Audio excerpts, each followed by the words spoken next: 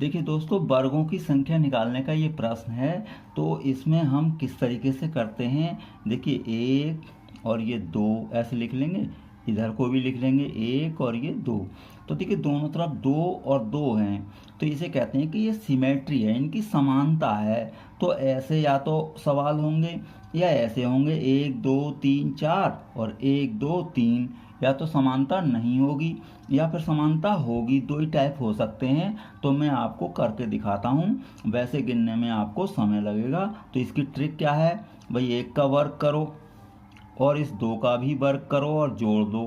तो देखो 1 का वर्ग क्या होता है 1, और 2 का वर्ग क्या होता है 4।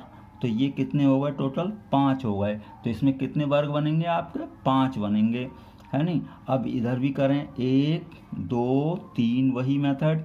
अब इस साइड को भी लिखें 1 2 3, ये भी सिमेट्री है।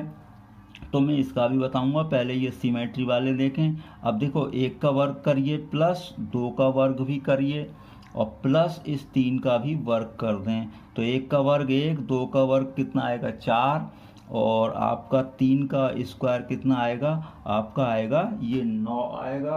तो हम इसको करेंगे कैसे, देखिए ये है आपका, ये 9 आया, ठीक है। अब ये इनको जोड़ दें, तो 1 और 9 10 और 4 14। तो इस तरीके से आपके 14 स्क्वायर होंगे। अब ये देखते हैं 1 2 3 और ये 4। अब इस साइड को लिखें 1 और 2 3, ठीक है। अब ये सिमेट्री नहीं है क्योंकि इधर 4 हैं और इधर 3 हैं।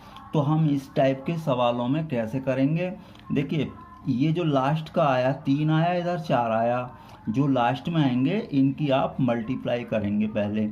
3 गुणा 4 तो ये हो गया 12, ठीक है। अब इन दोनों में से एक एक कम करें, 3 में से एक कम करोगे 2, 4 में से एक कम करोगे तो 3 आएगा। इनकी भी गुणा करो, 6 आया, 2 तिया 6। फिर एक एक कम करो, 2 में से एक कम किया 1 आया, 3 में से एक कम किया 2 आया। इनकी गुणा कर दो, 2 एकन 2। अब कम नहीं करेंगे, जब 1 आ जाएगा फिर उसके बाद रोक देंगे, चाहे इस साइड 1 आ जाए या इस साइड 1 आ जाए।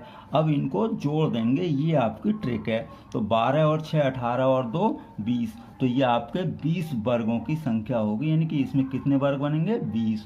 तो मैं समझता हूँ समझ में आ चुका होगा। धन्यवाद।